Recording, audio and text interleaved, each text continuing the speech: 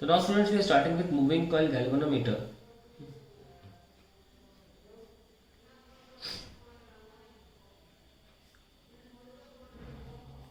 ठीक है. और moving coil galvanometer is actually an application of the fact which we learnt in the last lectures, that when a coil is kept in magnetic field it executes rotatory motions. को लिख लेते हैं. Principal क्या है इसका? Principal बहुत important है. When a current carrying coil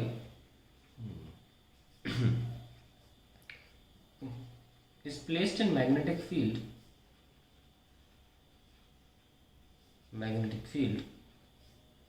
it experiences torque.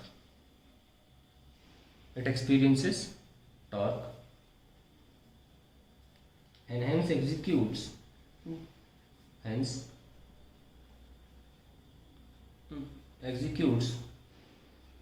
Rotatory motion. ठीक है.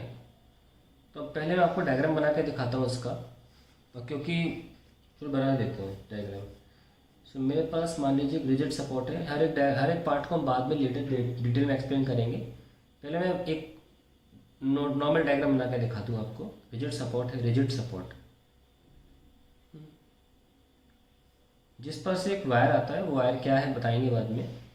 और हमारी कॉइल जो होती है जिसमें काफ़ी टर्न्स है, इसलिए मोटा बनाया है मैंने कॉइल को. लटकी होती है उससे. ठीक है ना.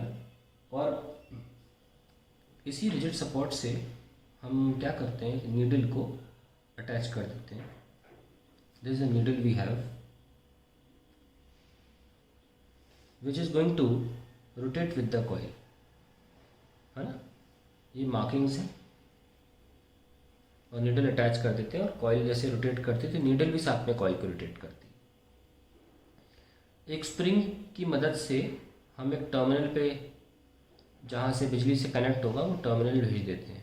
ठीक है. हम डायरेक्टली इस टर्मिनल को तार से नहीं जोड़ सकते थे क्योंकि ये जो तार है ना ट्विस्ट होगा. तो हमने स्प्रिंग की मदद से स्प्रिंग लगा के कनेक्ट करके तार में जोड़ दिया. तो इस टर्मिनल को प्रॉब्लम नहीं होगी आगे खींचने में. वो स्प्रिंग उतना रोटेट कर जाएगी जब ये कॉइल रोटेट कर रही होगी. डायरेक्टली हम टर्मिनल को सीधा ऐसे नहीं जोड़ सकते थे क्योंकि ये वायर रोटेट कर रहा है ना. इसलिए तो स्प्रिंग का सहारा लेके हमने इस टर्मिनल को जोड़ा जहाँ से हम बिजली का कनेक्शन बनाएंगे. सिमिलरली दूसरा कनेक्शन भी होना चाहिए, इसलिए हम ऐसे कनेक्ट करके एक और हेयर स्प्रिंग बोलते हैं इसको, दूसरा टर्मिनल हमने निकाल दिया. ठीक है. इस तरीके से आप बना लेना. 2-3 टर्न्स, मैं एक टर्म ही ख़त्म कर दिया, कोई बात नहीं. और इसमें नंबर ऑफ टर्न्स n होते हैं. और ये पूरा सेटअप जो है ये मैं ब्लैक पेन से बनाने की कोशिश करता हूँ. ये सॉफ्ट आयरन के बीचों बीच रखा जाता है. इसका उद्देश्य बता दिया जाएगा लेटर आपको. लेकिन सॉफ्ट आयरन पीसेस के बीच में इनको रखा जाता है. और ऐसे रखा जाता है कि ये जो कॉइल है ये फ्री टू रोटेट है. इन सॉफ्ट आयरन मटेरियल से टच नहीं करेगी, अपना पूरा रोटेशन कर लेगी. वो मैं टॉप व्यू से दिखाऊंगा आपको. और इस पूरे सेटअप को मान लो कॉइल का नाम रख देते हैं PQRS फ्रंट व्यू में. वैसे तो इसके थोड़ी मोटी हो गई ना, लेकिन आप मान के चलिए इतनी मोटी भी नहीं हुई कि हमें PQRS का P dash Q dash R dash और S डैश पीछे वाले कॉर्नर्स के लिए लिखना पड़े. इतनी मोटी नहीं हुई है कॉइल. और इस कॉइल को हमने नॉर्थ साउथ मैग्नेट के बीच में रखा हुआ है. तो ये हमारा डायग्राम बन जाता है MCG का. ध्यान रखें कि एक ब्रॉड आइडिया है डायग्राम का, क्योंकि नॉर्थ साउथ जो मैग्नेटिक फील्ड है, तो जो नॉर्थ साउथ के मैग्नेट्स के शेप यूज़ करते हैं वो रेडियल होते हैं. उसका भी रीज़न है, रेडियल होते हैं. तो ये हमारा मोटा मोटा डायग्राम बन के आ गया है. अब हम इस डायग्राम को एक्सप्लेन करने की कोशिश करेंगे कि क्या क्या है इसमें. Let's start. पहला, कॉइल. आपके अगर एक पेज पे डायग्राम है तो बहुत अच्छा होगा. ठीक है. तो डायग्राम देख सकते हैं और मैं जो लिख रहा हूँ वो समझ सकते हैं. PQRS comprising of large number of turns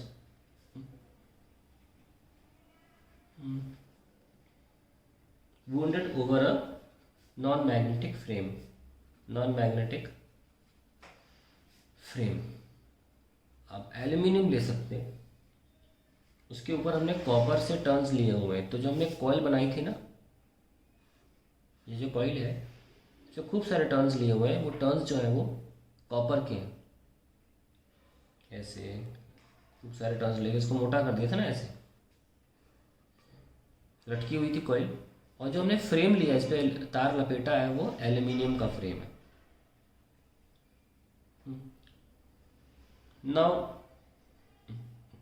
और मैंने नॉन मैग्नेटिक का मतलब ये नहीं है कि मतलब मैं फेरो मैग्नेटिक मटेरियल नहीं ले रहा हूँ, ठीक है ना।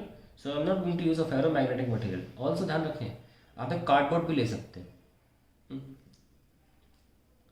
अब दूसरी चीज़ क्या आती है, the coil is suspended bye a phosphor bronze wire, phosphor bronze wire, छोटे में लिख सकते हैं फॉस्फर BR, इस वायर से सस्पेंडेड है, ठीक है। इसका भी रीज़न बताएंगे आपको, क्या रीज़न है। काफ़ी इंपॉर्टेंट टर्म होता है ये काफ़ी इंपॉर्टेंट पार्ट होता है MCG का, फॉस्फर ब्रॉन्ज वायर। तीसरा, the lower and and upper and of coils are connected to springs, from which terminals are given out,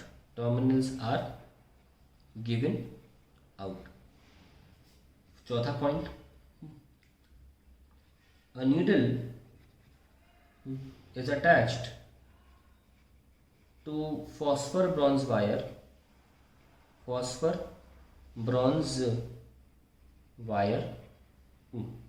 which moves as the coil moves, तो आप देख सकते हैं कॉइल एक पर्टिकुलर मूव करेगी तो नीडल भी उतना मूव करेगी, और उस मूवमेंट को हम करंट में कैसे कन्वर्ट करते हैं वही हम देखेंगे कि कितना एंगल मूव करी तो इतना करंट होगा। That is the main concept behind it.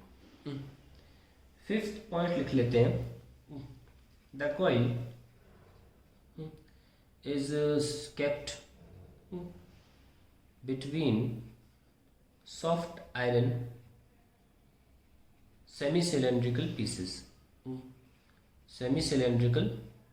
pieces such that the coil when rotates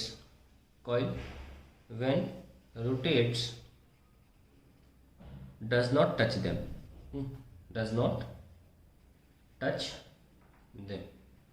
और एक लास्ट पॉइंट बच जाता है, वो यहाँ 6 करके लिख देता हूँ, radial magnetic field is used. ठीक है, अब मैं आपको टॉप व्यू दिखाता हूँ।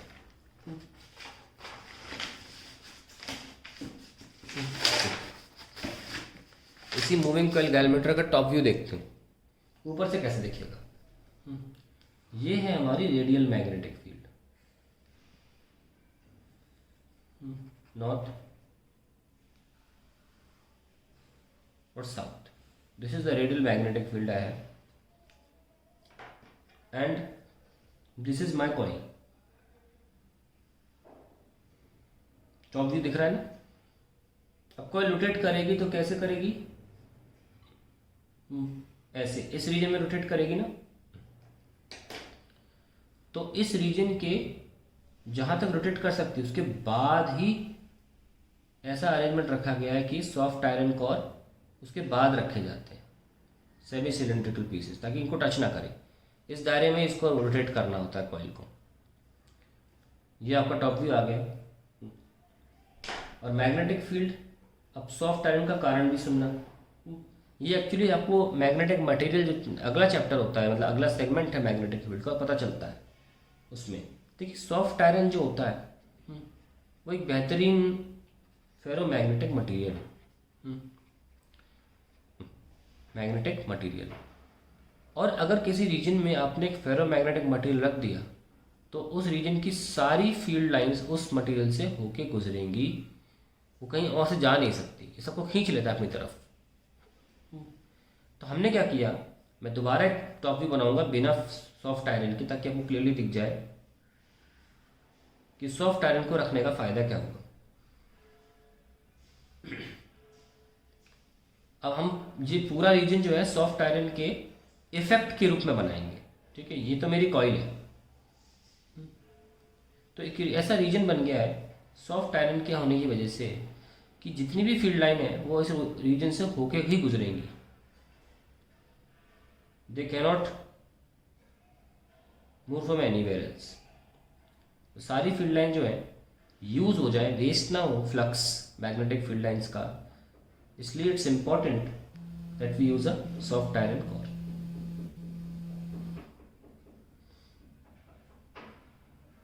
तो सॉफ्ट आयरन कोर क्या करता है, soft iron material forces all magnetic field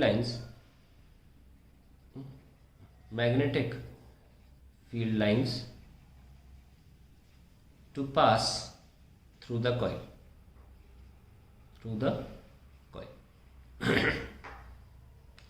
ये एक रीजन है सॉफ्ट आयरन का। टॉप व्यू से समझा दिया मैंने आप। अब काम कैसे करता है दोबारा बनाते हैं। हम एक डायग्राम बनाने जा रहे हैं, ध्यान सुनिएगा। ये हमने कॉइल बनाई थी पहले जब आपको पढ़ा रहे थे motion of coil and magnetic field. ये हमारा मैग्नेटिक फील्ड थी, ऐसा नो, ये करंट था, ये नॉर्मल था P। सिमिलरली ये मैग्नेटिक फील्ड थी, ये नॉर्मल था Q, और हमेशा इनके बीच में एंगल देखा जाता है। ले लीजिए, ठीक है। अभी हम क्या करने जा रहे हैं, हमने देखा था कि टॉर्क जो आया था वो आया था बिना साइन थीटा। ये टॉर्क था ना मेरा, और थीटा ये एंगल था, ये सुन लो। तो हम एक चीज़ करने जा रहे हैं, हम अब इस एंगल को अल्फा बोलेंगे। The angle between plane of coil, normal नहीं लिया हमने, plane of coil with magnetic field, और हम टॉर्क को अल्फा के फॉर्म में लिखने की कोशिश करेंगे। तो हम देख सकते हैं थीटा प्लस अल्फा कितना है 90, तो थीटा कितना हो गया 90 माइनस अल्फा, इसे रिप्लेस कर देते हैं। टॉर्क कितना आ गया, बिना साइन थीटा की जगह 90 माइनस अल्फा, टॉर्क हो जाएगा बिना कॉस अल्फा, ये टॉर्क आ जाएगा हमारे पास, ठीक है। अब हमारे पास क्या होता है, व्हेन ये तार से लटकी हुई है ना, तार से लटकी हुई है, when the magnetic field is switched on, magnetic field is switched on, the coil begins to rotate with torque tau equals to BINA cos alpha, इस से रोटेट करने लगती है। और जैसे जैसे हमारा एंगल बढ़ता है along with it, इस वायर में ट्विस्ट होने लगता है, गांठ बनने लगती है। सब जीन्स चादर जब धोने का निचोड़ते हो तो गांठ बन जाती है। Along with it the phosphor bronze wire begins to twist. अब आपका करंट की वजह से टॉर्क आ रहा है, करंट होने की वजह से टॉर्क आ रहा है, वो अलग है, और धीरे धीरे फॉस्फर ब्रॉन्ज वायर में भी ट्विस्टिंग शुरू हो जाती है। लेकिन आप भी जानते हो एक चादर, रुमाल, जीन्स, कोई भी कपड़ा एक लेवल तक ही रोटेट किया जा सकता है। उसके बाद उसमें गांठें इतनी ज़्यादा हो जाएंगी कि आप उसको फर्दर और रोटेट नहीं कर सकते और ट्विस्ट नहीं कर सकते। क्यों नहीं कर सकते, क्योंकि धीरे धीरे धीरे धीरे उसमें जो टॉर्क डेवलप हो रहा है, रेजिस्टिंग टॉर्क, जो आपके हाथों को रोकता है, जैसे कि स्प्रिंग के केस में क्या होता है रेजिस्टिव फोर्स, वैसे ही जब रोटेट कर रहे हो चीज़ों को तो एक रेजिस्टिंग टॉर्क डेवलप होता है जो आपके घुमाने वाले एक्शन को रोकता है। तो हमने देखा कि जो रेस्टोरिंग टॉर्क है, रिस्टोरिंग बोलते हैं, रेजिस्टिंग बोलते हैं, दोनों बोल सकते हैं। रिस्टोरिंग मतलब वापस आने के लिए उसकी चाहत है। जो रिस्टोरिंग टॉर्क है वो प्रोपोर्शनल होता है आपके एंगल ऑफ रोटेशन से। तो मैंने अल्फा जो लिया है वो यहाँ पे एंगल ऑफ रोटेशन यहाँ पे एंटर कर रहा है किसमें, वायर में। जैसे जैसे आपने और एंगल ऑफ रोटेशन किया वैसे वैसे रिस्टोरिंग टॉर्क और बढ़ता चला गया। अल्टीमेटली एक बात और लिख लीजिए कि ये प्रोपोर्शनैलिटी कांस्टेंट आगे जाकर के बन जाती है और ये के क्या होता है, रिस्टोरिंग टॉर्क कांस्टेंट बोल सकते हैं आप इसको, ठीक है अभी के लिए। तो रिस्टोरिंग टॉर्क कांस्टेंट इसको बोला जा रहा है जो कि मटेरियल की प्रॉपर्टी है। अगर आपने फॉस्फोब्रॉन्ज वायर लिया है तो उसकी कोई वजह है, उसका के कुछ ऐसा होगा जो हमारा ऑब्जेक्टिव पूरा कर रहा है, मटेरियल प्रॉपर्टी, ठीक है। तो के एक्चुअली आपको लेटर बोर्ड एग्जाम में पूछा गया है कि के जो फॉस्फोब्रॉन्ज है वो क्यों यूज़ करते हैं, तो तब बताएंगे आपको कि के क्या खूबी है फॉस्फोब्रॉन्ज के केस में कि फॉस्फोब्रॉन्ज यूज़ करना पड़ गया, इसके की पर्टिकुलर वैल्यू होती है उसकी वजह से या कुछ प्रॉपर्टी होती है उसकी वजह से। तो ये आगे कहानी। अब क्या होता है कि हमारा कॉइल तो करंट की वजह से रोटेट कर रहा है ना, लेकिन साथ साथ गांठें बन रही हैं। तो होगा क्या, एक लेवल होगी रोटेट करने की। जब ये जो रिस्टोरिंग टॉर्क है या ये वायर है ये धीरे धीरे अपने अंदर इतनी ताकत अर्जित कर लेगा कि ये कॉइल को रोटेट फर्दर होने से रोकेगा। और फाइनली कब रोक लेगा, जब लिख लेते हैं अगले लाइन में, as the coil continues to rotate continues to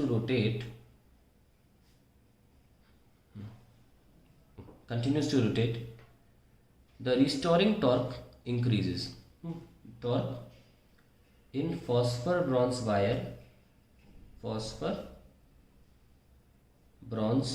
wire increases when the restoring torque tau equals to k alpha balances with the external torque due to current. external torque कौन है external torque, बीना sign बीना cos alpha, ठीक है। Balance with the external torque this the coil stops. तो बराबर कर दो, torque बराबर कर दें रिस्टोरिंग वाला और एक्सटर्नल ड्यू टू करंट वाला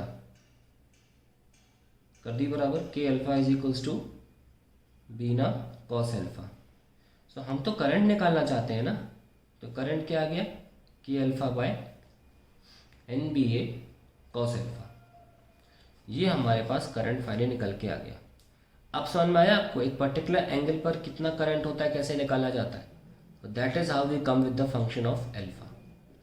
Now very important thing, अगर आप एक करंट का स्केल बनाना चाहते हो, लीनियर स्केल, प्रॉपर स्केल जो आसानी से रीडिंग दे सके, तो नहीं बना पाओगे अगर नीचे कॉस अल्फा डला रह गया। समझ लीजिए मूविंग कॉइल गैल्वेनोमीटर का जो अब मैं बताने जा रहा हूँ सबसे इंपॉर्टेंट पार्ट बताने जा रहा हूँ मैं। ये कॉस अल्फा अगर आपने नहीं हटाया तो आप कभी भी स्केल नहीं बना पाओगे, क्योंकि अगर 5 डिग्री रोटेट कर रहा है तो कॉस 5 डिग्री कुछ अजीब सी वैल्यू होगी, अगर 10 डिग्री तो कॉस 10 डिग्री अजीब सी वैल्यू होगी। कि अल्फा तो लीनियरली बढ़ सकता है पर कॉस अल्फा थोड़ी ना लीनियरली बढ़ता है, कॉस अल्फा तो ऐसे होता है यार। तो ये दोनों मिलके कोई एक पर्टिकुलर स्केल दे पाएंगे आपको, कैलिब्रेशन कर पाओगे नहीं। तो हम चाहते हैं कि कॉस अल्फा हट जाए, हटने का मतलब 0 नहीं होता 1 होता है, हम चाहते हैं कॉस अल्फा 1 हो जाए। तो उसके लिए क्या है, ध्यान रखें हमने अल्फा जो एंगल लिया है वो क्या लिया है, नोटिस करें, प्लेन ऑफ कॉइल का मैग्नेटिक फील्ड से, प्लेन ऑफ कॉइल का मैग्नेटिक फील्ड से एंगल अल्फा लिया है। यही वजह कि थीटा को हमें थोड़ा भूलना पड़ा इस डायग्राम में ताकि आपको क्लियरली बता सकें। तो ये रीज़न है रेडियल मैग्नेटिक फील्ड लेने का। अब देखो रेडियल मैग्नेटिक फील्ड से फ़ायदा क्या होता है, ये रेडियल मैग्नेटिक फील्ड कॉइल के किसी भी ओरिएंटेशन में, चाहे ऐसी ओरिएंटेशन हो चाहे घूमकर किसी ऐसी ओरिएंटेशन में, रेडियल मैग्नेटिक फील्ड का फ़ायदा ये है कि हमेशा एक मैग्नेटिक फील्ड कॉइल के प्लेन के डायरेक्शन में होगी, और अल्फा जो होगा, जो कॉस में एंटर करेगा, वो हमेशा ज़ीरो के फॉर्म में एंटर करेगा, क्योंकि हमेशा मैग्नेटिक फील्ड का प्लेन के साथ एंगल ज़ीरो रहेगा और ये हमेशा 1 हो जाएगा। तो क्या लिखेंगे? To calibrate a linear scale, a radial magnetic field is used, so that in every orientation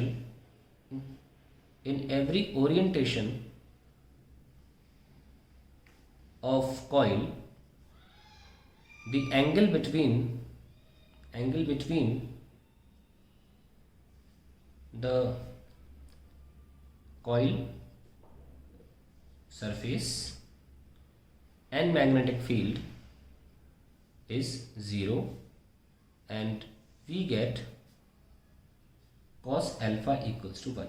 तो अब आपका जो करंट का सही फॉर्मूला निकल के आता है वो के अल्फा बाई एन बी ए होता है, और ये जो चीज़ है इसको हम बोलते हैं गैल्वेनोमीटर कांस्टेंट। तो अब फाइनली आप, क्योंकि एक बार आपने के एन बी और ए यानी कि फोर्स पर turns wire, number of turns, magnetic field और एरिया ऑफ द कॉइल आपने बना लिया, थोड़ा चेंज कर पाओगे, इसीलिए इसको बोलते हैं गैल्वेनोमीटर कांस्टेंट।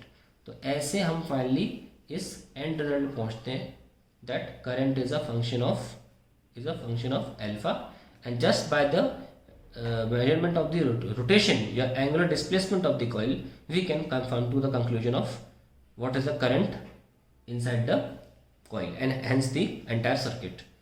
so अब इसको आगे हम बढ़ाएंगे अगले वीडियो में about the current sensitivity and how to measure the current actually।